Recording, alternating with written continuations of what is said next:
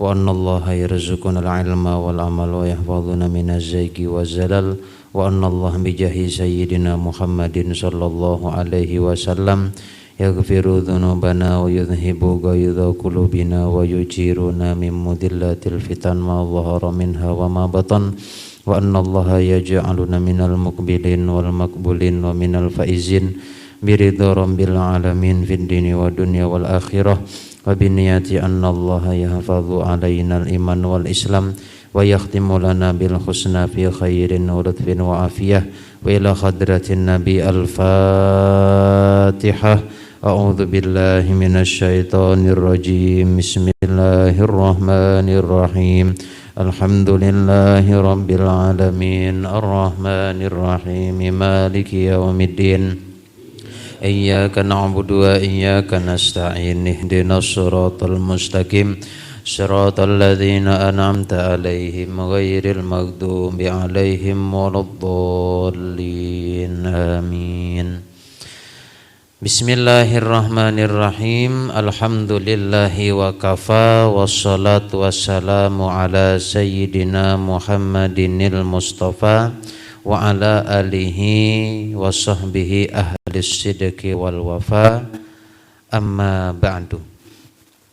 Marilah kita bersama-sama melanjutkan kajian kita setiap malam Kamis.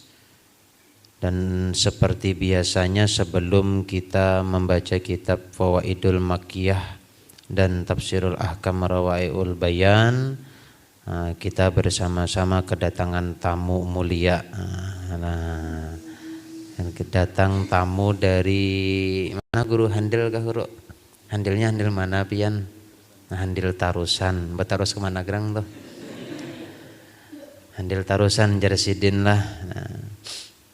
Marilah kita bersama-sama sebelum kita memulai kajian kitab kita dengarkan kajian pembacaan kitab dari guru Aidil Fitrian Sidin orang Handil Tarusan. Kitab nang hendak Sidin baca adalah kitab Tanwirul Qulub. Untuk mempersingkat waktu kepada Al-Mukarram wal Muhtaram Asy-Syekhul Kabir wa Tawil-tawilnya, Guru Aidil Fitrian, kepada beliau 20 menit waktu dan tempat kami persilahkan. Allahumma shalli ala sayyidina Muhammad.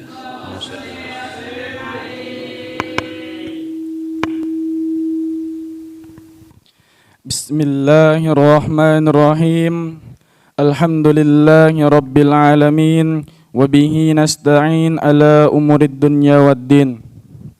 Wassalatu wassalamu ala ashrafil anbiya'i wal mursalin sayyidina wa maulana Muhammadin wa ala alihi wa sahbihi ajma'in, amma ba'du. Segala puji dan syukur kita aturkan kepada Tuhan alam semesta yang telah menciptakan bumi dan langit beserta isi-isinya, yang dimana beliau telah mencurahkan kepada kita kesehatan jasmani sehingga pada malam Kamis ini kita dapat berkumpul dalam bentuk kajian mudzakkaratul ilmi. Dan tak lupa juga kita haturkan dan tak lupa juga salawat serta salam kepada junjungan kita, pemimpin kita Nabi Muhammad sallallahu alaihi wasallam, yang dimana beliau adalah rahmat bagi seluruh alam semesta. Yang terutama yang ulun hormati dan ulun muliakan para dewan guru yang hadir maupun yang tidak hadir. Dan yang terutama pula kami hormati kepada Guru Muhammad Wahyu Suseno, karena Sidin pada malam ini bertujuan menjagakan bacaan kitab ulun. Dan juga yang ulun saya sayangi dan ulun cintai,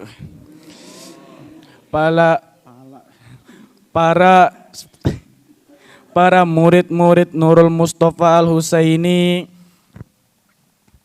yang itulah Dan setelah itu marilah kita membaca kajian yang dimana malam ini ulun membacakan kitab fikih yang berjudul Tanwirul Qulub, karangan daripada Syekh Muhammad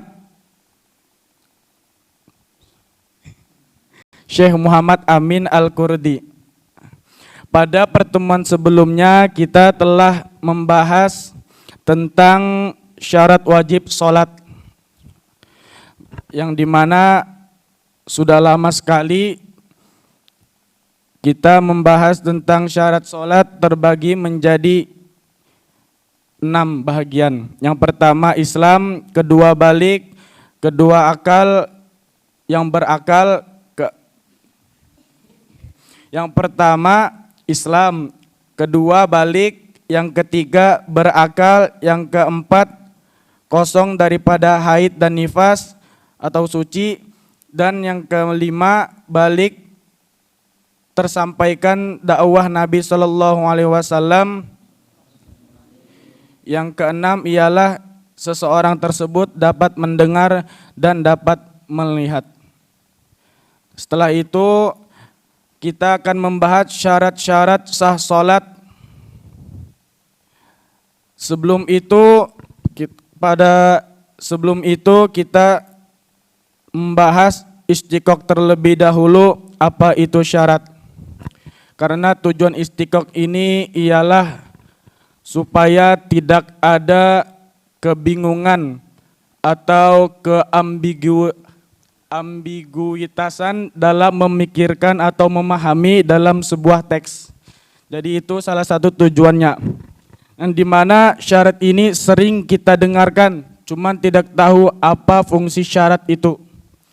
Buan pian nih seberatan sering kalau mendengar syarat ini, tapi taulah istiqoq dari arti syarat itu. Nah, maka dari itu kita akan membahas perlahan-lahan apa itu syarat. Syarat itu ialah masdar daripada wazan syarata yasyrutu syaraton. Secara bahasa ialah mensyaratkan, tapi jikalau kita mendefinisikan dengan syarat itu akan terjadi daur, terulang-ulangnya atau makna yang tidak dapat hingga. Jadi di dalam usul fikih syarat itu ialah ada yang wajib adanya, dan jikalau tidak ada maka tidak wajib, maka tidak ada juga yang disyaratkan. Atau yang lebih mudahnya ialah ma wajaba wastamaro, yang syarat sesuatu yang wajib ada dan berkelangsungan atau terus menerus. Nah, kebetulan syarat ini membahas pada tentang ilmu ibadah, yang dimana yang pernah ulun pelajari syarat itu terletak di luar ibadah. Maka dapat kita simpulkan bahwa syarat itu ialah sesuatu yang wajib adanya dan terus menerus, namun terletak di luar ibadah. Nah, itu pembahasan istiqoq daripada syarat.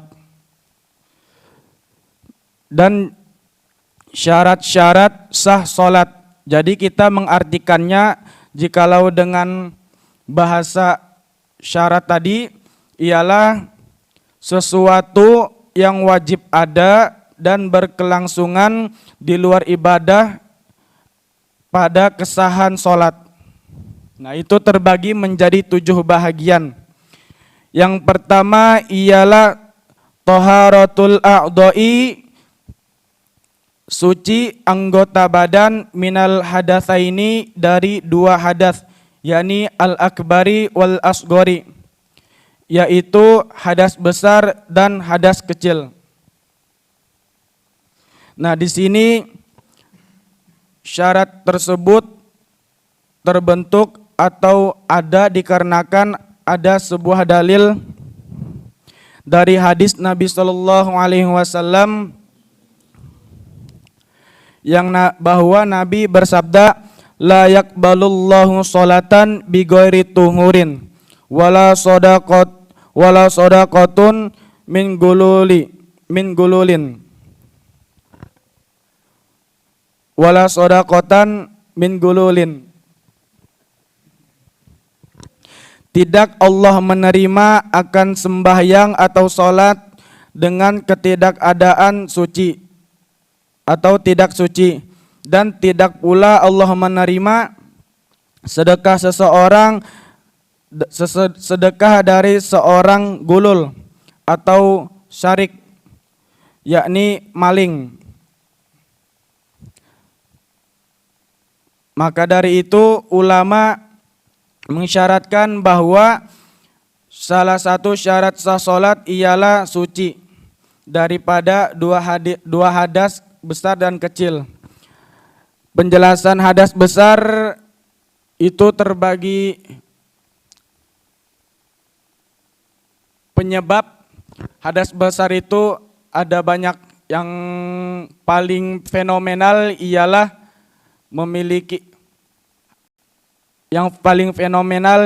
bagi laki-laki yang pertama junub, yakni keluarnya sesuatu sperma di kemaluan depan. Dan hadas yang kedua ialah hadas kecil, seperti keluar dari kemaluan depan dan belakang. Jadi apabila terdapat pada kita kedua hadas ini, maka tidak sah sembahyang jikalau kita tidak sah sembahyang. Dan syarat yang kedua ialah suci badan, pakaian, dan tempat daripada najis yang tidak wa taharatul badani wasaubi, dan suci badan dan pakaian, wal makani, dan tempat, minan najasati, daripada najis, ghairil ma'fu anha, yang tidak dapat dimaafkan daripadanya. Jadi apabila badan kita terdapat najis dan juga pakaian kita terdapat najis dan tempat kita yang ingin dilakukan sholat itu terdapat najis, maka tidak sah sholatnya. Dan pengertian najis pula jikalau kita artikan, yakni ialah secara logotan ialah sesuatu yang kotor, dan secara syar'annya sesuatu yang dapat mencegah sahnya akan sembahyang. Yang syarat ketiga ialah menutup aurat, dan dia menutup aurat ialah sesuatu di antara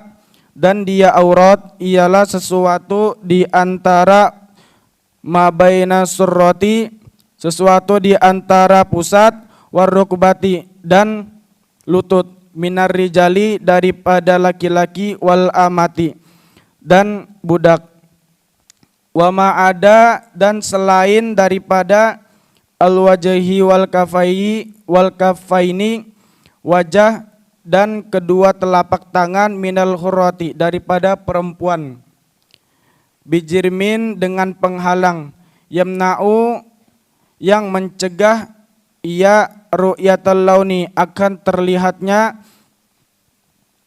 terlihatnya warna badan. Jadi jikalau kita dan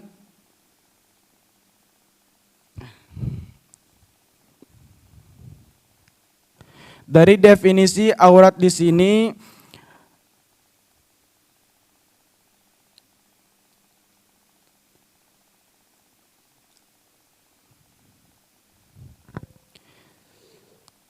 apabila kita dapat menutup pusat hingga lutut, dan jika kita mengerjakan sholat itu sah-sah saja.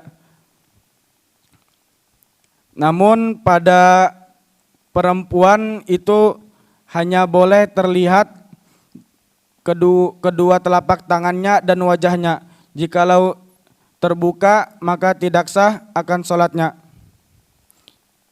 Namun jikalau penghalang atau penutup bagi perempuan tersebut dapat terlihat akan warna kulitnya, itu tidak terhitung sebagai penutup. Wa idza takharraqa, dan apabila robek saubul musalli oleh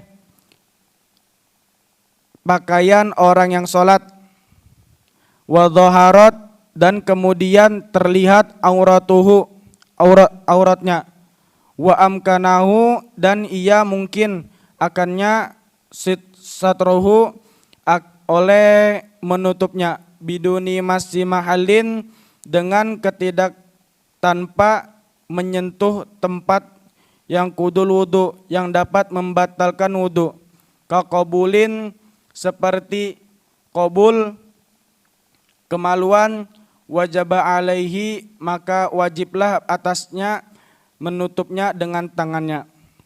Contohnya seperti ini. Apabila seseorang tersebut robek di pakaiannya, contohnya ketika lagi sembahyang, gara-gara mungkin pantatnya ini terlalu tajam, pas sujud rabit trak,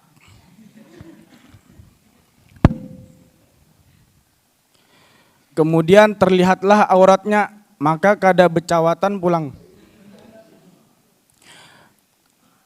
Pada ketika itu pula, jikalau ia mampu untuk menutupi akan auratnya, maka ia wajib menutup akan aurat tersebut. Fa idza sajada, maka apabila ia sujud, taraka satra, meninggalkan akan menutup, liwujubis sujudi, bagi wajibnya sujud, alal a'dha'is sab'ati.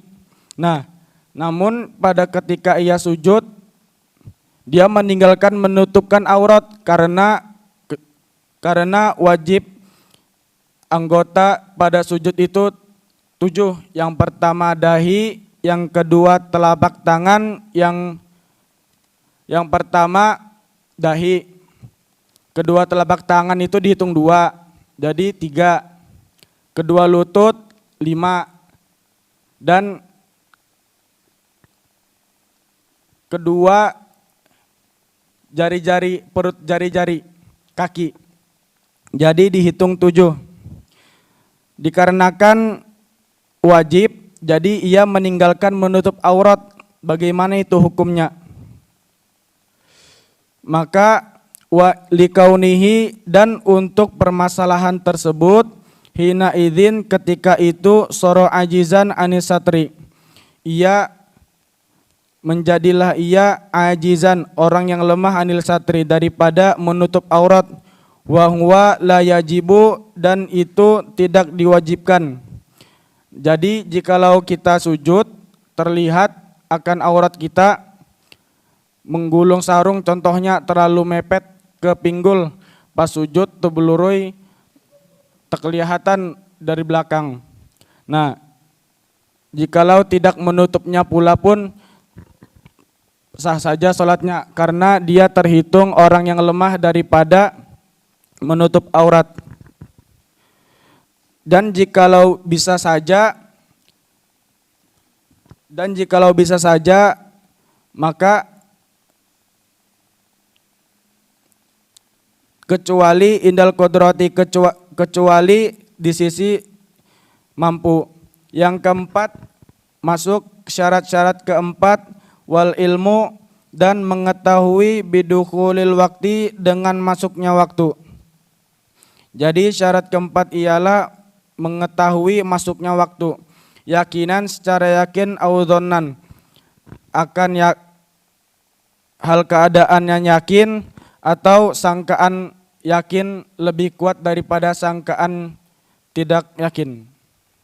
Yakin ini 100%, kalau zonan itu 75%. Masih dikatakan yakin yang lebih unggul. Walau ahroma, dan jikalau seseorang sholat. Tulisannya di sini ahroma, takbiratul ihram.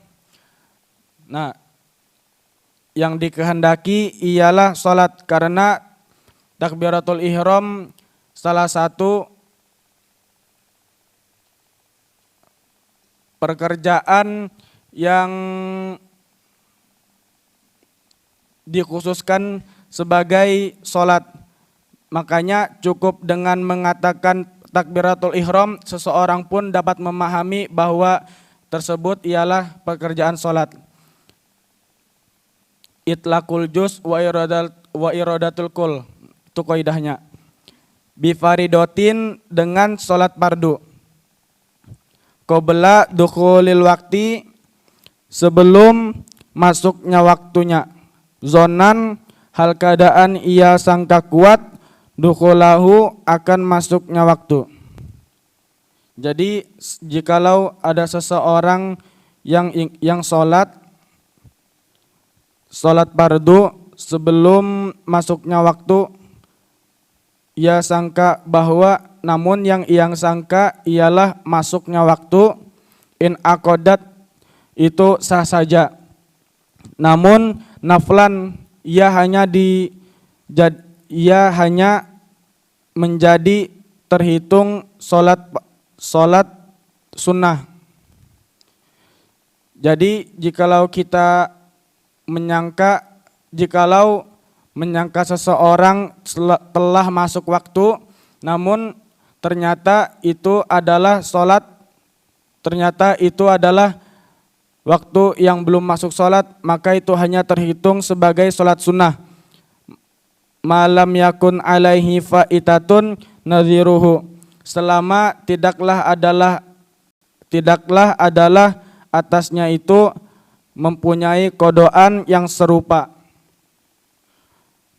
Wa illa, dan kecuali, dan jikalau tidak, maksudnya jikalau ia memiliki sholat faitah, sholat kodoan yang serupa, waqa'at anha, maka ia jatuh sebagai kodoan daripada sholat.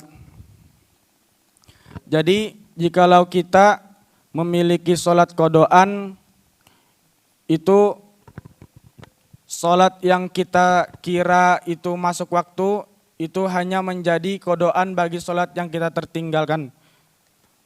Jadi pahamannya seperti itu.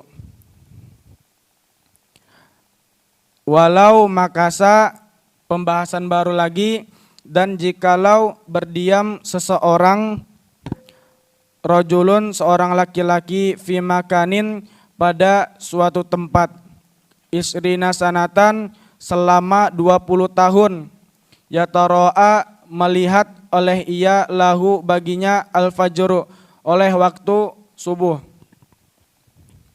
Fasola, maka ketika itu ia sholat, Summa, kemudian tabayyana lahu, ternyata baginya, annahu kana yusallihi, bahwasanya ia adalah sholatnya, kulla yaumin, tiap hari, qoblal waktu, itu belum masuk waktu.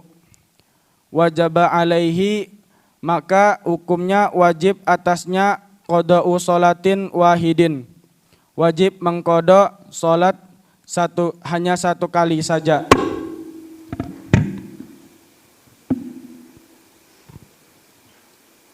Dan sampai sini saja pembacaan kitab ulun, kurang lebihnya ulun minta maaf. Wabillahi taufiq wal hidayah. Assalamualaikum warahmatullahi wabarakatuh.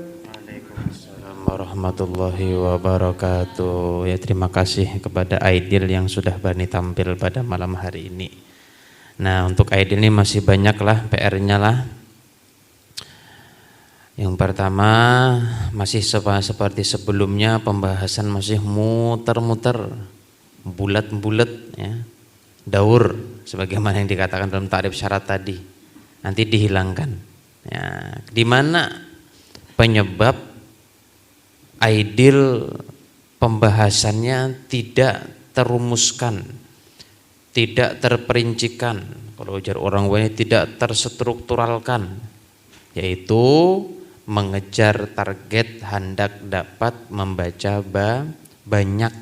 Jadi yang pembahasan pertama, syarat pertama belum selesai dibahas, sudah kepikiran ingin membahas pembahasan syarat-syarat nang kedua. Akhirnya kejar-kejaran. Gara-gara kejar-kejaran tadi lalu ketinggalan. Aku tadi mengingat apa tadilah hendak membahas apalah kada ingat. Nah, jadi relax aja, relax. Santai, nggak usah tergesa-gesa, jelaskan sedapatnya karena di sini bukan sistem khatam. Kalau nggak sampai pada titik paragraf maka disambung pada pertemuan akan datang, kan kayak gitu. Nah, terutama kesalahan yang fatal tadi ketika membahas masalah apabila kita ketika sembahyang terbuka aurat dan tidak mampu menutupnya maka sembahyangnya sah. Ya kalau lah. Padahal maksudnya kalau ia lemah daripada menutup aurat batal. Tapi kalau ia tidak lemah dalam kurung mampu menutup aurat tutup. Berarti sembahyangnya tidak batal. Bukan berarti mafhumnya kalau lemah nutup aurat berarti kada batal sembahyangnya. Nah, itu terlalu fatal ketika dijelaskan. Makanya ketika sembahyang prak ya di pantat robek sarung ya sudah, tangan ikam tutupan ke pantat, kan kayak itu sembahyang ikam ya. Sembahyang sambil kayak orang nahan behira tuh, rukuk ya kayak itu. Ketika sujud ada dua perintah. Sujud itu kan wajib di atas 7 anggota badan, sedangkan tangan kita sebuting diburit 6 anggota dong, kan gitu. Oleh karena itu biar burit bebukaan, yang penting sujudnya 7 anggota. Kenapa dikatakan sah? Karena ketika di luar gawian sujud kita bisa menutup. Adapun kalau terbuka aurat mau sujud mau rukuk kama mau telului tapi kayak apa menutup? Ini batal lah, sudah baik diulangi dari awal. Ya kali kan menjadi imam baik tapi di hadapan. Nah, itu tadilah. Jadi kedepannya jangan gugup. PR-nya nanti sebelum tampil malam hari kitabnya dibacain. Sambil dibacain tuh belajar mencontohkan dan disuarakan. Bukan sekedar sebelum malam tampil malam nih yakin bisa. Nah, enggak boleh kayak gitu. Jadi harus kamu baca nanti di asrama behind the scan tuh ada santri yang kamu jadikan tumbal. Piki, duduk ikam di depanku sini. Dengar ya aku baca kitab. Nah, kayak itu caranya. Nah, pokoknya fikih itu ikat sudah lah, suruh dengari sampai selesai. Nah, kalau sudah pede baru nanti tampilkan. Karena terkadang apa yang sudah kita sampaikan kemudian kita tampilkan itu lebih terjaga dan lebih jelas, lebih kita mudah pahami daripada kita nggak ada ya mencobanya berdahulu. Nah, kayak main bola juga ya. Hendak tampil latihan dahulu. Kenapa omong latihan itu di kepala. Nah, kena mau dioper ke aku ya lah, kena aku oper ke anu, kena aku tiba gol ya. Cuma di kepala bahaya aja. Ya, nah. Namanya latihan harus turun ke lapangan, gladi resik. Oh, kayak gini cara ngoper, kayak ini cara ya jaga gawang, kayak ini jadi back, jadi striker. Kayak itu caranya. Atau juga masak-masak, besok lomba masak ya. Malamnya mahayal. Kalau usah kita mutolaah, kalau usah kita praktek masak, pokoknya kita mahayal masak aja kita. Masukkan garam ya. Nah, tapi di kepala aja. Bah besok hanya menyalahi kompor gadanya lah, gasnya bermasalah. Nah, kayak itu. Jadi harus ada praktek behind the scan-nya. Kenapa guru-guru kita di pondok pesantren setiap ngajar nggak pernah mutolaah lagi? Karena sudah sering membacakan kitabnya. Mutolaahnya bukan malam tadi tapi dahulu. Kayak kita ini kan kada mutolaah lagi, mau majelis taklim di luar, mau ceramah, mau pengajian, mau khutbah, mau ngisi kajian kitab, nggak pernah mutolaah. Kenapa? Ya karena sudah sering terbahas hampir-hampir ya syariat tuh hafal sudah seberataan nang fardu-fardunya. Tinggal nang napa fuduliyahnya aja nang belum di kepala. Paling kalau ada kejanggalan atau ada kesusahan tentang masalah kalimat yang kada tahu artinya aja. Tapi pahamannya sudah di kepala seberataan. Nah, kayak itu nanti adilah dicoba berdahulu dibacakan entah di hadapan kawan atau sendirian. Nah, sebelum dicoba maju ke depan. Tapi sudah mulai bagus ini, berani tanpa catatan, berani tampil tanpa catatan. Kata kami kalau kada aman aja ya lah. Karena menggatar tadi paha kau lihatnya lah. Awak ganal menggatar kada cocok lalu. Nah, kemudian yang terakhir ini disampaikan umum juga. Kalau mengajarkan fikih kita harus tahu tempat, tahu keadaan. Fikih itu ada yang privat, ya, ada yang non privat, ada yang dikaji secara privasi, bukan umum, dan ada yang dikaji secara umum. Kalau secara umum kita sudah tahu aja semua pembahasan fikih. Adapun yang dikaji secara privat yaitu hal-hal yang sensitif, ya. Mungkin di sana ada kata-kata vulgar atau pornografi di dalamnya, membahas istinja, membahas haid, membahas mandi besar. Nah, ini karena live streaming jangan dibahas. Nah, jangan dibahas. Bahkan tadi hendak membahas itu menggebu-gebu benar ya. Ketika membahas syarat nang lain lintuk ya Allah. Pas sudah membahas masalah hadas akbar, wah menggebu-gebu semangat benar ya Allah. Nang kayak fikihnya tuh fikih hadas akbar aja. Nang lain bukan fikih. Jadi nanti ke depannya malam Kamis yang bukan privat aja yang dibahas, yang bukan privasi. Yang privasi ya tidak perlu dibahas di malam Kamis. Itu tugas guru-guru ikam di sini. Dan andai kata ikam kena di kampung juga buat pengajian di bagian toa masjid atas. Nah, lah, pengajian dilanggar kena guru Aidil membahas nanti masalah hadas akbar ya Allah. Wah, pakai toa atas ya Allah. Di kampung ada janda kesepian. Nah, labaram sudah. Nah, jadi yang privat itu harus tersembunyi. Ya, sama sembahyang ada yang nyaring, ada yang pelan. Begitu juga mengajar fikih, ada yang nyaring, ada yang pelan. Ini dihukumkan rata, subuh ya nyaring, zuhur ya nyaring, asar ya nyaring, kacau syariat kalau kayak gini. Nah, kalau sudah pengajiannya itu hal yang sensitif, guru-guru kami bahari biasanya dimatikan mikrofonnya, tak. Nah, ini permasalahan sensitif. Nang hadir aja, nang tahu nang kada hadir mengaji sorong aja sidin. Kayak itu kita bahari. Nah, sopan santunnya ketika membacakan ilmu.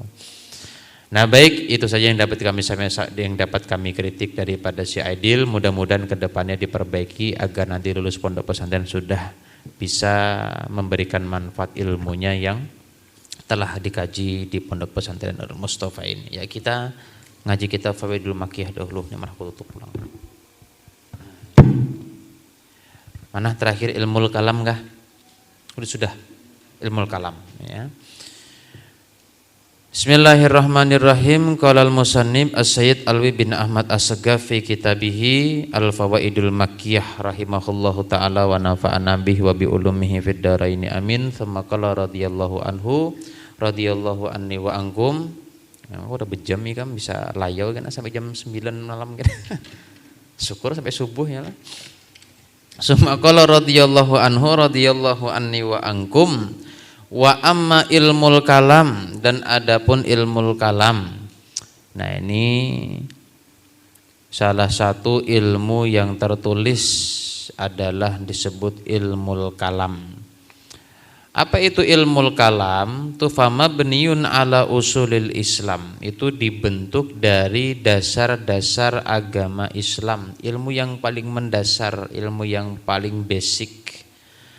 Diambil dari min kitabillahi ta'ala wa sunnati rasulillah sallallahu alaihi wasallam wal ijma'i wal ma'kuli alladzi la yukhalifuha. Referensi atau rujukan ilmu kalam itu diambil dari kitab Allah ya, dan sunnah Rasulullah ya, dan ijma' kesepakatan atau konsensus ulama wal ma'kul dan ilmu-ilmu logika alladzi la yukhalifuh yang tidak dapat dibentah akan keberadaan ilmu tersebut. Nah, itu ilmu kalam, ilmu pasti kayak kita. Wa ilmu tibbi dan ilmu kedokteran. Ilmun yaitu pengetahuan yu'rafu bihi ahwalu badanil insani, dapat diketahui dengan sebab belajar ilmu kedokteran akan keadaan-keadaan jasmani seseorang, badan seseorang. Diketahui dari apa? Min sihatin wa maradin, apakah fisik seseorang itu sedang sehat, wa maradin dan sakit, wa mizajin dan apa? Mizajnya asal kata bercampur. Nah, ya kita keadaannya tidak jelas. Wa akhlakin ya, wa gairiha dan selainnya. Ma'a asbabih, ini akhlak bukan arti adab lah, artinya mungkin ya perubahan-perubahan badan, bukan akhlak arti adab di sini. Ngapain dokter ngurusi adab? Nggak nyambung. Wa gairiha dan selainnya, ma'a asbabiha beserta dicari penyebab-penyebab penyakit dan kesehatan. Minal ma'akil, baik itu bersumber daripada makanan-makanan, wa gairiha dan yang lain sebagainya. Wa faidatuh, apa faedah kita belajar ilmu kedokteran? Isti'malu asbabis sihati wal i'lami biha, mengetahui atau menggunakan akan sebab-sebab bagaimana kita bisa sehat dan menggunakan sebab-sebab ya, mengetahui ciri-ciri kesehatan di dalam tubuh kita. Nah, jadi belajar ilmu kedokteran ini wajib ain. Ya, jadi semua umat Nabi, hamba Allah Ta'ala yang balik dan berakal, belajar ilmu kesehatan itu hukumnya wajib aini. Karena ketertiadaan kesehatan akan mengakibatkan ketidakmampuan untuk mengerjakan fardu-fardu, perintah-perintah dari Allah Ta'ala. Jadi wajibnya secara wujubun ijbariyun.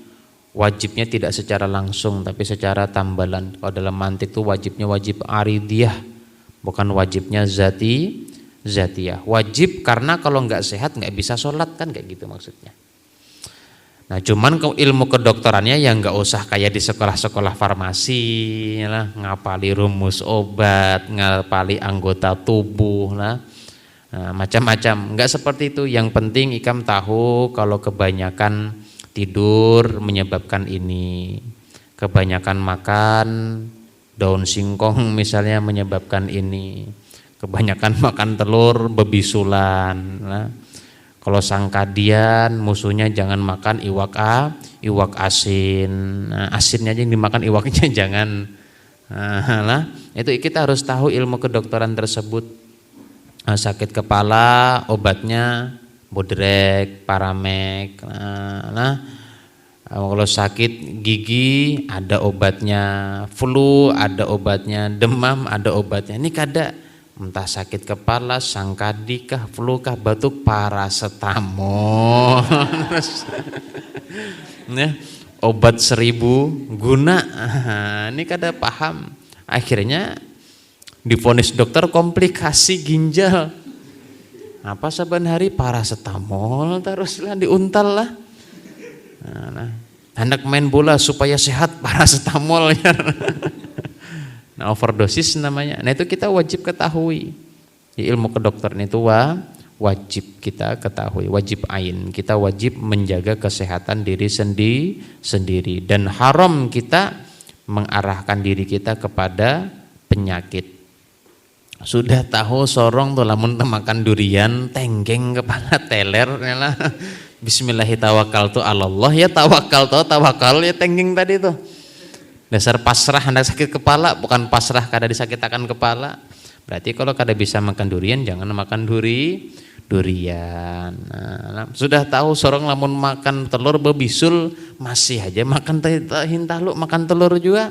Ini namanya mencari penyakit. Nah, berarti haram boneka makan hintalu, makan cangkangnya aja. berobat kena boleh sebulan sekali. Amama abahika ma antar kena sekabies kena sangkadi. Ini anak ini kada boleh makan nang kayak nang masin-masin lah, ini masin asin lah, makan masin dumping, masin kipas lain. Nang asin-asin bukan nang masin-masin. Ini orang Banjar tuh pada orang Banjar ini kada boleh makan nang masin-masin. Nang pucuk memucuk tuh kada boleh juga lah. Nang minyak-minyakan kada boleh juga lah. Makan yang berminyak-minyakan lah, minyak oli, minyak bensin tuh kada boleh lah. Nah, kada boleh nang asin-asin, kada boleh terlalu banyak makan iwak, makan ciki-cikian, karena menyebabkan bakterinya berkembang biak, akhirnya gatalnya kada ampih-ampih. Cuman pondok ini dasar tahu, ilmu yakin. Nah, ya lah, sampai ke pondok ya Allah asal minum obat aja sudah. Ya mana mau ampih nang kayak itu. Nah, kita wajib menjaga kesehatan.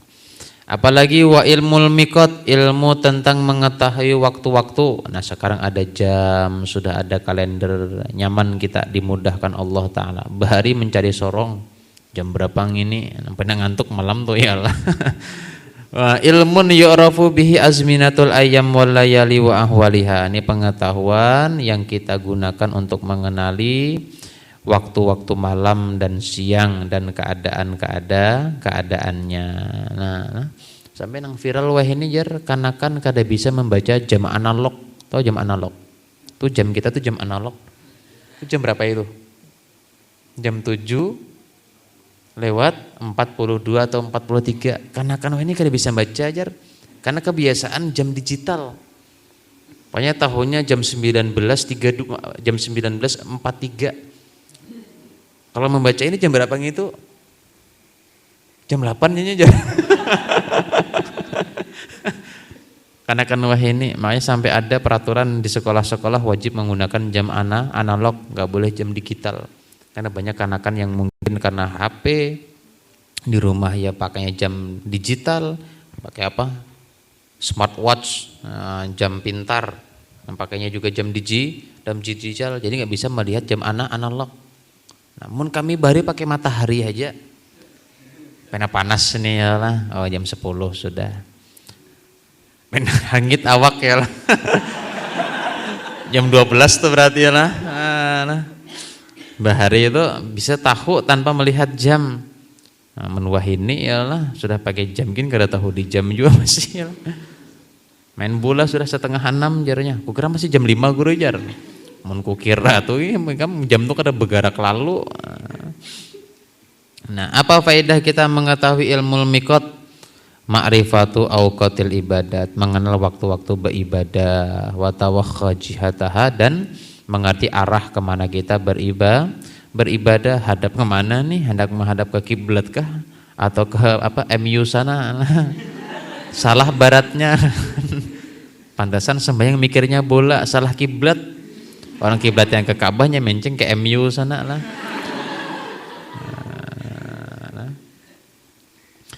Nah ini kalau di dalam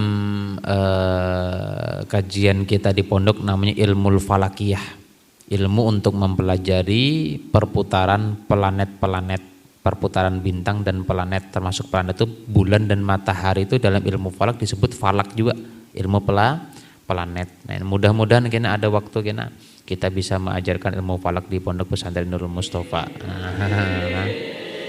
Supaya tahu juga ada Venus, Merkurius, Yunus, Juventus, ya lah.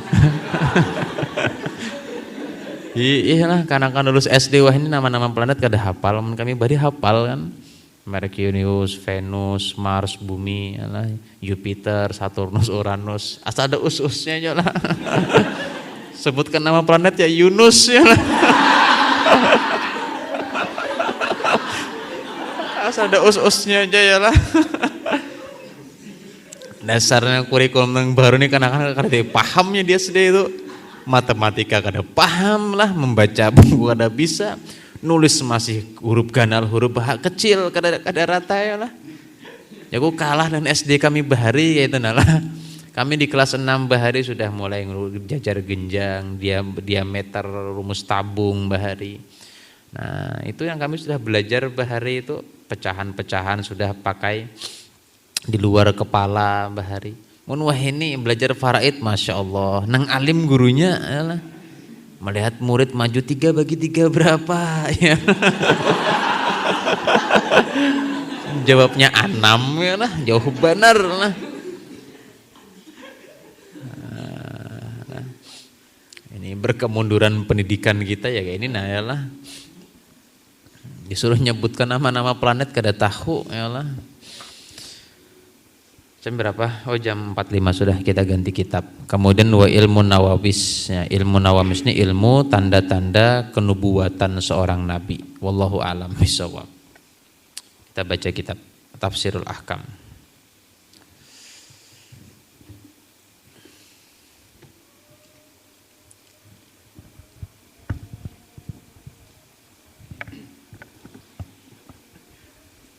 Ya, sampai hajja lapasnya lah.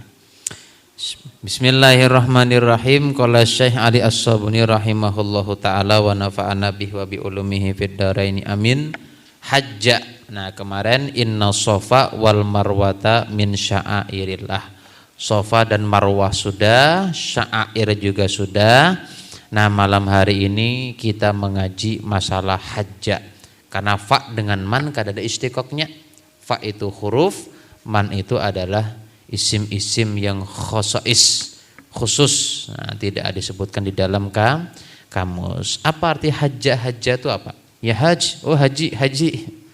Nah, asalkan kopiah putih kiau haji. Asalkan kopiah putih kiau haji itu kita di Indonesia. Nah, aku bahari ke Jawa pakai kopiah putih. Nah, aku pakai kopiah putihnya karena mau empati guru bahari pakai kopiah putih juga. Baju nangka ini tapi nangka ini mempati guru kita bahari. Jadi baju kita ini identitas kemana bahari kita mengaji. Nah, alumni Hadramaut nang kayak pakaian Habib Umar bin Hafidh, kayak itu surbannya, kopiahnya nangka itu, bajunya, gamisnya, jubahnya nangka itu. Alumni Azhari nang kayak Syekh Dr. Ali Jum'ah, Syekh Said Ramadan Al-Buti, nang kopiahnya habang, surbannya cuma diputar gitu aja, kadang di apa, kadang di ulah apa, ada seninya, cuma diputar dililit sudah nang kopiahnya habang tuh lah. Dan juga nang di Jawa tuh lainnya lah abangnya. Semangkarannya itu. Nang kayak pakai baju Natal Merry Christmas tuh mana. Siapa namanya kemarin tuh lah? Panji kah siapa kemarin tuh namanya itu. Jadi ada gamisnya pun khusus Azhari. Nah, kemudian Saudi dengan Madinah, ulamanya tahu aja kan nang besurungkui warna habang atau putih, di atasnya ada ya karet nang diikatkan dengan warna hirang itu. Untuk ciri khas Saudi kayak Imam Masjidil Haram. Nah, nang kayak siapa? Ya, Mahir Al-Muwakili, Syekh siapa? Abdurrahman As-Sudais. Nah, itu pakaiannya itu beda. Nah, kita mengaji di Banjar ya kini pakaiannya sudah. Iraman kita umroh kemarin dapat kawan orang Banjar kelebihan. Salahku Jawa aja.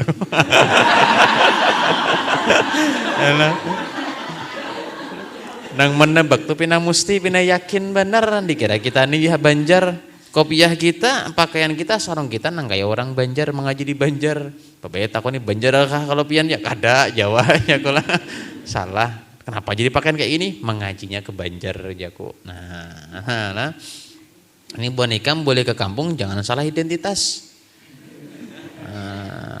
Bedanya kita dengan santri di Jawa apa? Kalau santri di Jawa nang kayak siapa? Daud kemarin tuh nah. Kok Daud kak Lutfi kak Daud? Kopiah hirang kayak DPR kemarin tuh. Daud. Nah, itu santri di Jawa tuh pakai kopiah hirang. Wah, itu santri dari Jawa tuh.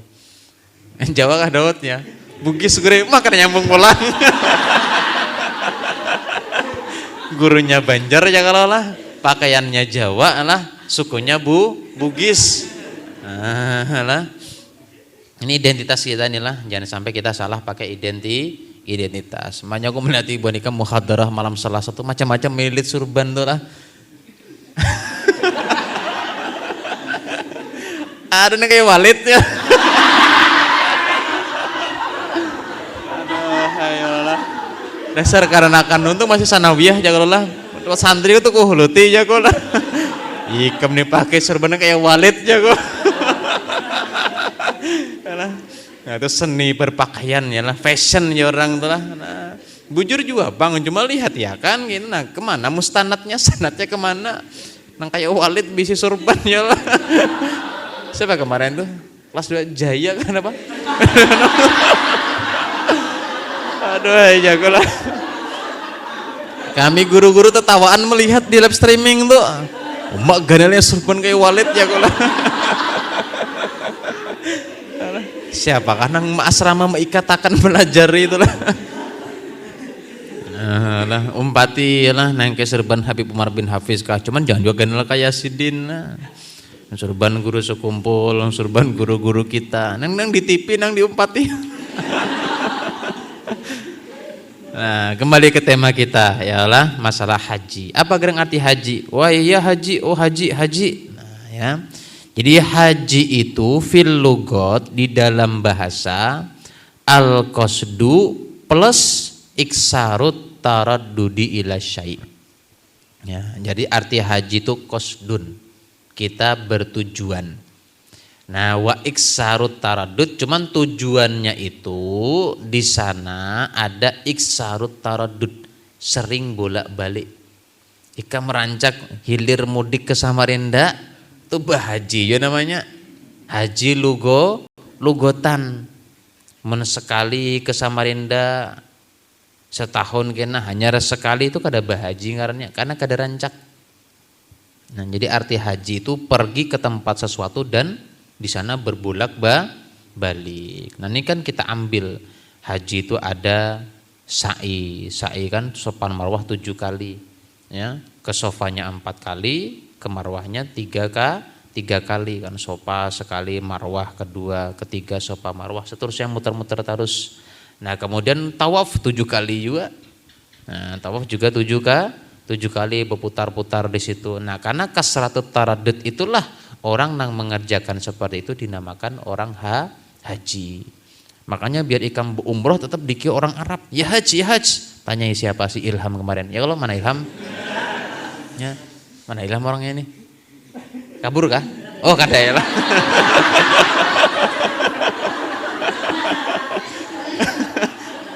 Orang ya kabur kada ya lah. Nah itu di sana dikira haji ya lah. Dikira dihajar di pondok. Wah ya kada ya lah. Mau di Arab kayak kita ini kira haji. Asalkan di sana bu umroh tuh. Dikira haji ya haji. Ya, nah, artinya orang yang datang ke Mekah.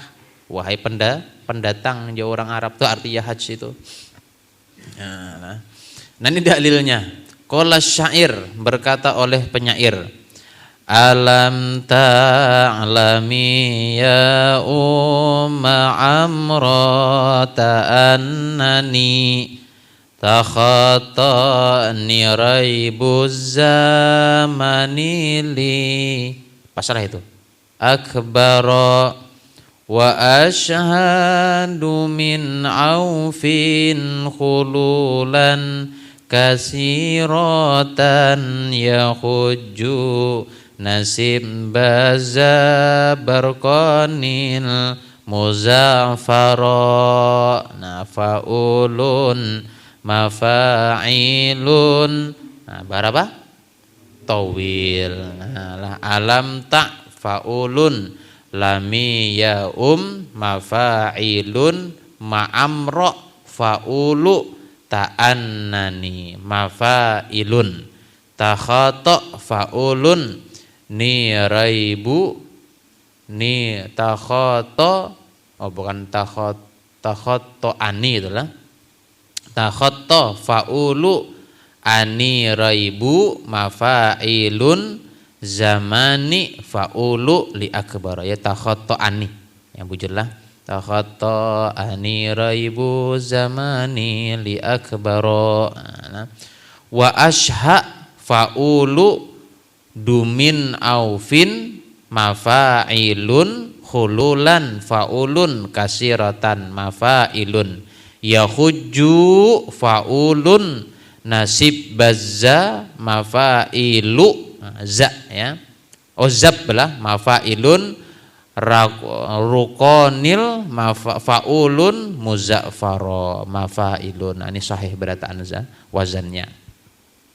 Alam ta'lami, apakah tidak mengetahui olehmu wahai perempuan, ya Umma Amrota, nama perempuannya Ummu Amroh, annani, bahwa aku takhata'ani, salah menyalahkan akan aku, raibuz zamani, keraguan zaman, keraguan masa, li akbaro, agar aku menjadi dewasa, wa ashhadu, dan aku bersaksi, min aufin, daripada ini keafiatan, hululan kasiratan, tempat-tempat yang banyak, yahujjuna, mendatangi mereka, si bazab rukoni, akan ini nama tempat atau nama pakaian bisa muzaffaro, hal keadaannya berwarna kuning. Nah, kita syahid yahujjuna di situ bukan diartikan berhaji, tapi ya diartikan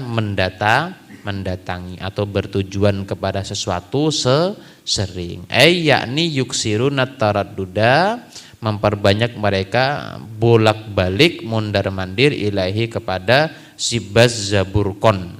Nah, li su'dadihi wariyasatihi, karena apa, su'dah, kepemimpinan. Su'dah ini pemimpin tentara, riyasati juga ini atau tafsir, karena kepemimpinannya. Nah, itulah asal hajja bimana al-kasr, yahujjuna sibazzabrukon ay yaksiduna sibazzaburukon tadi. Nah, itu secara lugotan. Yang kita syahid adalah secara syar'an. Wa fi syar'i, haji disebutkan secara syar'an apa? Wa qasdul baiti, pergi ke Baitullah al-Atiq, li ada manasik, untuk menunaikan manasik. Manasik ini ibadah-ibadah, tindakan-tindakan ibadah yang berkaitan di Baitullah. Manasik itu ya pakai kain ihram, ya tawaf, ya sa'i, ya tahallul, ya jumroh, ya wukuf di Arafah, mabit di Musdalifah, di Mina, itu seberataan manasik khusus untuk haji. Minat tawaf wa sa'i wal wukuf bi Arafah wa sa'iril a'mal. Nah, lah itu arti haji tadi. Jadi kalau bubuhan nikam di kiau haji, nah ini kan kadang ada mungkin keluarga ikam atau ya kawan-kawan ikam di kampung, kada boleh kita pakai kopiah putih. Kenapa? Karena dikira kita sudah berhaji. Nah, ya Allah. Lalu dibahas apa gerang hukum memakai kopiah putih. Rasanya di kitab Tuhfatul Murid itu ada tauhid kelas 3 tuh, masalah memakai kopiah. Ya, di situ dibahas ada kopiah hadro hijau, ada kopiah putih. Lalu pertanyaannya, kesimpulannya apa hukum kita memakai kopiah putih? Boleh kada? Hendak jawab boleh. Ketika jawabannya terlalu nyaman, rasa kada mungkin peguran nang nyaman-nyaman, ya lah. Hendak menjawab kada boleh, seorang memakai di kepala. Nah, jadi ini pertanyaannya itu bukan lil istifham tapi lit taqrir, pakai qaf. Untuk memantapkan aja. Jadi memakai kopiah putih itu selama kita tidak dituduh pendusta, nah boleh hukumnya. Tapi kalau ikam ke Jawa sana pakai kopiah putih di kiau haji, dikasih orang duit, suruh ke rumah baca doa, nah lapas kopiah putih, ganti nang warna apakah terserah. Karena gara-gara kopiah putih tadi ikam bisa membuat orang lain tertipu. Kamu kan di kampung di kiau haji lah, ya bisa lah ke pasar malam biasanya tuh, ya haji, nah murah haji, nah karena pakai kopiah putih, selamanya kada menjulung kita duit, kada mengundang sarwan ke rumah suruh baca doa, aman aja ikam, pakai aja ikam, karena amnul fitnah. Nah, lain ketika di kampung, wah sidin pakai kopiah putih, ibian imam. Jumatan kada ada khatib datang, napian aja maju. Nah, itu kalau usah dipakai kopiah putih. Nah, selama tempat-tempatnya aman kayak di pondok kita nih, yalah kawan mau kena haji kan. Oh haji, haji sepondokan ngarannya ini kopiah putih berataan. Nah, jadi tergantung tempatnya. Sama tuh juga kopiah hijau. Bahari pakaian hijau itu dikhususkan untuk dzurriyyat Nabi. Ya, Sayyidina Ali, Hasan, Husain dan seterusnya kopiah hijau. Makanya wah ini orang yang memakai pakaian hijau itu biasanya dzurriyyat Nabi. Tapi pastilah wajah ini. Kada juga kalau lah. Ya paling kada kopiah jangan ya lah. Tapi hijau kada apa-apa gitu nalah. Kopiah hijau ya lah, surban hijau. Dikio di jalan, oh Habib. Seorang pulang bungul dikira Habib tuh panggilan kayak ulama, kayak kiai, kayak Gus. Nggih, waalaikumsalam. Nah ya sama tambuknya berdua. Nah jadi kalau kita ini berpakai pakaian hijau dikira Habib, jangan berpakaian hijau. Ini kayak Ferdi nih, pakai gamis bilang hijau nih. Yalah Habib. Kada potongan yalah. Muhanya muha Banjar gitu nalah. Caka Muhammad Arab nang kayak pojan poji itu lah. Lah pakai. Nya orang Arab tuh biasanya hidungnya mancung kayak itu lah. Pojan kan mancung kayak orang Arab kayak itu lah. Lalu pakai pakaian hijau. Dikio orang Habib, jangan berpakaian hijau. Nah kayak itulah. Makanya kayak kita yang mengaku kayak Habib ya kada potongan lalu ya lah. Boleh ke pesantren ilmu ketinggian ngaku Habib ya, nah itu bahaya bener gitu lah. Hidung pesek ya lah. Mengaku Habib, muha Banjar bener di mana DNA Nabi bian gitu lah. Dikira Nabi orang Banjar ya lah. Nah jadi tergantunglah keadaannya. Kalau pakaian kita nih beulah fitnah maka pacul. Sama tuh juga. Ika masuk ke gor segiri nonton bola Pusamania misalnya, tampil bon Pusam main tanding di sana, pakai gamis, nah, nang kayak Nurdin M Top pakaian, jemput pernah panjang ya lah, kopiah, tangkap orang, adakah bomnya? Nah maka masuk ke stadion segiri jangan pakai gamis bandikam, nah, paham lah maksud itu tuh. Nah, makanya lamun berpakaian, betapi, berbaju nang kini seadanya kita masih kelihatan Indonesia khasnya. Kadang nang kayak teroris, nang kayak ISIS, ya lah. Orang nonton Pusamania pakai baju oranye, pakai jersey Pusamania ini kada ya lah. Pakai bendera la ilaha illallah warna hitam putih tuh. Begamis dahi hitam di sini, ya lah. Jenggot panjang lah. Jangan disalahkan orang menangkap di stadion dikira bawa bom. Nah, jadi berhati-hati masalah pakaian. Coba ikam kalau keramaian pakai tapi, pakai baju warna putih, pakai kopiah putih, orang masih melihat normal ikam. Nah, nang lucu tuh pakai tapi, pakai hoodie. Nang kayak mereka bulikan tuh lah. Nah, pakaian pakai tapi, atas pakai hoodie, keribu kopiah. Ujar satpam ini pengemis dari mana nyasar ke dalam sini. Nah, orang ramun patih nih tak mentapih nih nah cocoknya baju putih nang kayak itu nah lah. Nah, atau baju nang agak warna-warna terang kelihatan sopan kayak itu nah lah. Jangan juga misalnya tapih pakai batik di atas, pakai belangkon. Nah, beban Gus Miftah ini. Pakai kacamata hirang pulang. Ya, jadi itulah masalah pakaian tadi itu lah.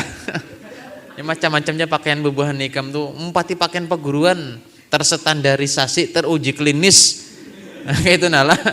Paling kamu kena di pasar pagi nah disedekahi orang ikam. Nah guru ulun bahadiah gisan sampian namudan bebarakat. Nah dikira orang alim padahal santri. Rancak aja kadang menukar apa kembaliannya ke dosa guru ulun bahadiah lawan sampian. Aku ini bukan guru tau lah ya aku ini santri ya aku ini. Kada pas pian bersedekah dengan nah mun kayak itu pas banget pian santri jar geus nukar kitab hadiahnya jan nah ya am ya aku ini. Angsel 2000 geus nukar kitab kenapa? Nukar bakso 13.000 kan kembali 12 kasih 15 bahadiah gesan pian yang nukar kitab jan 2000 tuh dapat kitab kenapa? Kesan uang parkir di toko Ajis saja gitu. Nah, itu tadi masalah haji. Nah, i'tamara, apa arti i'tamar? Umroh aja kita. Haji sudah tahu, umroh artinya apa? Al umroh fil lugot, umroh itu di dalam bahasa, di dalam kamus az-ziyarah, artinya berkunjung. Nah, lah secara bahasa berumroh. Misalnya ikam beizin guru kawakah ulun bulik, ada pak ulun anak berumroh kurai, masya Allah ya Allah. Kada guru aja, berumroh bibi ulun lagi garing jar. Ya ziarah tuh berkunjung, menziarahi. Ya orang Banjar beelang itu bahasa Arabnya umroh secara lugotan. Nah wal mu'tamir, nah orang nang mu'tamir itu apa? Az-zairu, orang yang berkunjung, li'annahu yu'ammirul makana, karena dia itu menghidupkan suatu tempat biziaratihi lahu, dengan sebab mengunjungi tempat tersebut. Nah berkunjung ke pantai, berumroh ke pantai, ya, apa saja, tapi secara lugotan. Qala syair, nah dalilnya disebutkan dalam syair, laqadasa mabnu ma'ama rinhina. Nah ini bahar apa ini? Rajas kah? Argawa. Laqadasa ma mutaf'ilun ibnu ma fa'ilun. Nah kada pas. Laqadasa mab langsung mutaf'ilun, numa marin mutaf'ilun, numa marin mutaf'ilun, hina tamar mustaf'ilun. Maka ada apa ya Pak, mustaf'ilun dibaca mutaf'ilun. Nah disebut apa itu? Nah aku bisa ngomong malam ini nah yalah. Ya, berapa kali membawa kada ingat mustaf'ilun jadi mutaf'ilun. Nah kena khoban di sini yalah. Mutaf'ilun mustaf'ilun. Nah kayak itu wazannya. Laqad sama banu ma'marin khina atamar. Nah kayak itu. Bahannya bahar apa? Rajas. Laqad sama, sungguh menamakan ibnu Ma'marin oleh anaknya Ma'mar hina tamar, ketika ia umroh. Nah arti umroh di situ berkunjung. Nah terakhir wafi syar'i, umroh secara syariat itu apa? Ziaratul baiti, mengunjungi baitullah, li'adai nusukin muayyanin, untuk mengerjakan nusuk ibadah-ibadah yang tertentu. Karena gawian umroh dengan haji itu beda ya. Setiap gawian haji pasti kita menggawi gawian umroh, tapi setiap gawian umroh kada menggawi gawian haji. Karena kalau umroh kada ada wukuf di Arafah, mabit di Musdalifah, mabit di Mina, kada ada lempar jumroh di sana. Kalau umroh itu paling nyaman, sehari bisa ikam 3 kali. Nah, jadi ikam keluar kota tanah haram, mengambil mikot di tempatnya, pakai kain ihram, mengambil mikot, masuk, datang tawaf 7 kali, sofa marwah 7 kali, potong rambut sekali umroh. Mau pah pulang lawan taksi kena keluar ke kota Mekah, ke tanah halal sana, kada masuk tanah haram, mengambil mikot ihram, datang lagi. Nah itu menggawi biasanya keluar Mekah ke Madinah kurang lebih sejam lah kami itu. Tapi perjalanan lambat lah, mungkin kalau laju setengah jam sampai sudah keluar tanah haram tuh. Bisa mengambil mikot, karena kita nggak bisa pakai kain ihram di kota Mekah. Ada tempat-tempatnya memakai kain ihram tuh masih di tanah halal, bukan di tanah haram, sehingga harus keluar. Nah keluar tuh nang setengah jam keluar, masuk setengah jam, maka satu jam. Perjalanan lambat sejam keluar, sejam masuk, 2 jam sudah. Nah, kemudian kena menggawi tawafnya 7 kali itu ya mungkin setengah jam. Lamun macet, mun kosong tuh nang kayak ikam terbang buka tuh lakas. Wah ini ya paling setengah jam menggawi tawaf. Sa'i pun kayak itu juga. Sa'i itu lamun dihitung pakai Strava kemarin 2,3 km. Nah 2,3 km mun tawaf, karena sempat menghitungi kemarin tuh. Nah, karena kalau tawaf ini kada kawat terangkum angkanya, semakin dekat dengan Ka'bah semakin lakas tuntung, semakin jauh ikam muternya semakin jauh juga. Makanya kada kami ukur kemarin pas tawaf aja, pas sa'i aja kami ukur, yaitu sekitar 2,3 kilometer. Itu menjalan kaki misalnya berapa?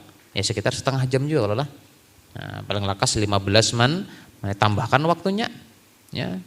2 jam keluar masuk paling lambat, setengah jam tawaf, tambah dengan setengah jam menggawi sa'i, istirahat makan 3 jam. Anyar mengambil keluar tanah haram lagi, sana mengambil mikot sehari kawa 3 kali. Nah, itu uyuh benar sudah, mun rajin juga bisa 5 kali tak ke malam itu lebih 5 kali siup benar kan. Nah, cuman kalau dari travel menyiapkan paling sekali atau 2 kali aja dari travel, sisanya kita berupah sorong belain. Nah, mengupah taksinya kita membayar taksi keluar tanah haram mengambil mikot dan masuk lagi ke itu. Nah itu umroh kawa sehari lebih dari sekali. Mau nikam kesana kena kesempatan jangan sekali, besangun duit berapa gerang menaksi keluar tanah haram kemarin tuh namun dirupiahkan sekitar satu mobil tuh 700. Nah 700.000 berapa real gitu, nah membayar sekitar 700.000 semobil. Nah kayak kita travel ke Balikpapan juga, cuman Balikpapan 3 jam, sana sejam aja. Bayar kena ikam, datang kena. Nah, PP berapa dihitung duit, siapkan dari Indonesia sini. Jadi dasar di sana umroh tuh kada sekali, lebih daripada sekali. Nah itu tadi nusukin muayyan min tawaf, daripada tawaf, minat tawafi was sa'i dan sa'i baina Safa wal Marwah. Nanti istilah tawaf dan sa'i kita bahas pada babnya.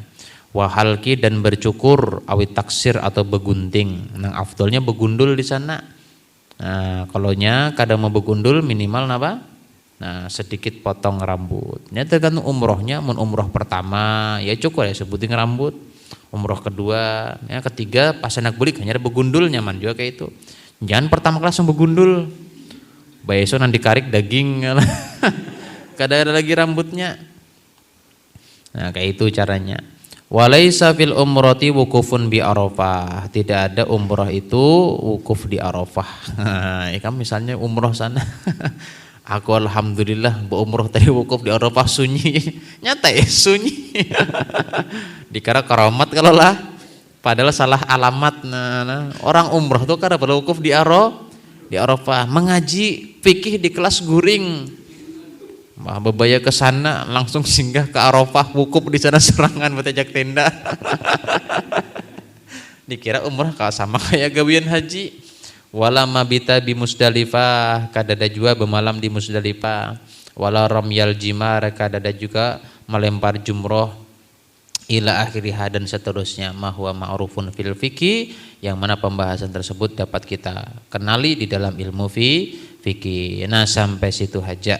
Kemudian insya Allah selanjutnya junahun, apa itu junah itu istiqoknya junah itu apa? Wallahu a'lam bisawab. Nah mudah-mudahan kita seberatan dipahamkan Allah Subhanahu wa taala, diberikan ilmu yang bermanfaat dan keberkahan, dan mudah-mudahan kita seberatan selamat dunia akhirat berkat Rasulullah sallallahu alaihi wasallam dan guru-guru kita. Ala hadhihi niyah bisiril Fatihah. A'udzu billahi minasyaitonir rajim. Bismillahirrahmanirrahim. Alhamdulillahirabbil alamin arrahmanir rahim maliki yaumiddin. Iyyaka na'budu wa iyyaka nasta'in ihdinas siratal mustaqim siratal ladzina an'amta 'alaihim ghairil maghdubi 'alaihim waladdallin amin. Bismillahirrahmanirrahim. Alhamdulillahirabbil alamin wa sallallahu ala sayyidina Muhammad wa ala ali sayyidina Muhammad. Allahumma anfa'na bima 'allamtana rabbi 'allimna ma yanfa'una wa zidna ilma. Walhamdulillah ala kulli hal wa na'udzubillah min hali ahli nar. Allahumma hdina bihudak wa ja'alna mimman yusari'u fi ridhak wa la tuwallina waliyan siwak wa la taj'alna mimman khalafa amraka wa asak. Hasbunallahu wa ni'mal wakil, ni'mal maula wa ni'man nasir, wa la hawla wa la quwata illa billahil aliyyil azim. Sallallahu ala sayyidina Muhammad wa ala ali sayyidina Muhammad walhamdulillahi rabbil alamin. Subhanallah.